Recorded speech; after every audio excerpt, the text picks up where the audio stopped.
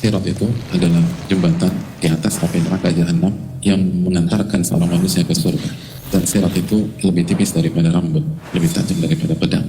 Makanya sebagian ulama mengatakan itu bisa melukai kaki seseorang, bahkan bisa membelah telapak kaki di keterangan para ulama.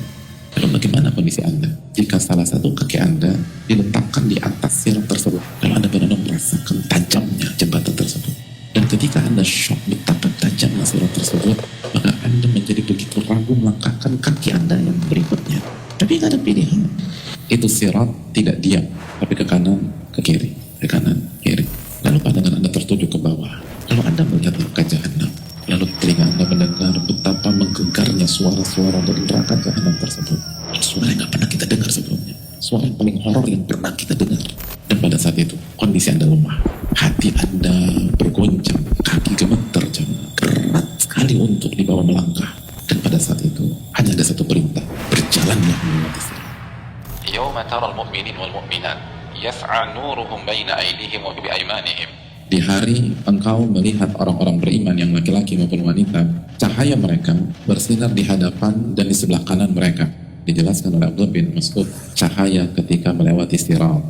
Mereka melewati dan melalui sirat sesuai dengan amal ibadah mereka. Di antara manusia, ada yang cahayanya seperti gunung, dan ada manusia yang Allah kasih cahaya sebesar pohon korma. Ada yang cahayanya Allah kasih sebesar seseorang dewasa yang berdiri. Dan yang paling rendah derajatnya, Allah kasih cahaya kepada dia, tapi untuk jari kakinya saja. Dan redup, nanti ada, lalu mati, nyala, mati, nyala, mati. Al-Imam Dhahhak beliau menyampaikan, tidak ada satupun orang kecuali dikasih cahaya oleh Allah pada hari kiamat. Lalu ketika mereka berada di hadapan sirat, maka cahaya orang-orang munafik dimatikan sama Allah. Itu ketika cahaya orang-orang munafik dimatikan, yang shock bukan hanya orang munafik, tapi orang-orang beriman yang ada di lingkungan tersebut. Kita bayangin nggak sih? Kita ngantri nih, terus 5 orang di hadapan kita cahayanya mati, 4 orang depan kita mati lagi, ketiga mati lagi, lalu kedua depan kita mati lagi, lalu persis depan kita mati lagi. Itu apa jantungan jemaah? Mati. Lalu mereka berdoa, Rabbana atmim lana nurana. ya Rabb kami, tolong jaga cahaya kami, tolong jaga jangan sampai mati ya Allah. Di atasnya terdapat besi-besi pengait dan kawat-kawat berduri yang ujungnya bengkok. Dalam riwayat, fungsi dari kawat berduri lalu besi-besi pengait itu untuk menyerang manusia yang melewati sirat itu. Ada yang diambil oleh malaikat-malaikat penjaga neraka, dan Anda saksikan itu dengan kedua mata Anda. Lalu di depan kita satu jatuh, lalu cahaya mati. Ada yang terluka tapi selamat, ada yang sempat terpleset tapi selamat, dan ada yang terjungkil di dalam api neraka jahanam.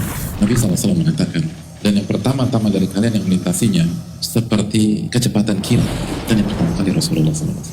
Lalu yang berikutnya itu secepat hembusan angin, lalu seperti kecepatan burung, lalu dalam keterangan yang lain seperti kecepatan kuda, orang lari. Sampai ada seseorang tidak mampu berjalan kecuali dengan merangkak. Ini menunjukkan bahwa kecepatan manusia pada saat melewati sirat itu sesuai dengan kecepatan mereka dalam menyambut dan melaksanakan perintah-perintah Allah di dunia. Kecepatan kita dalam mengakui kesalahan kita, kecepatan kita dalam menerima kekhilafan, lalu beristighfar, bertaubat. Kalau Anda merasa berat untuk berjalan di atas permukaan bumi dalam rangka beribadah, apalagi melewati sirat, yakinlah bahwa kondisi ketika kita di sirat jauh lebih berat.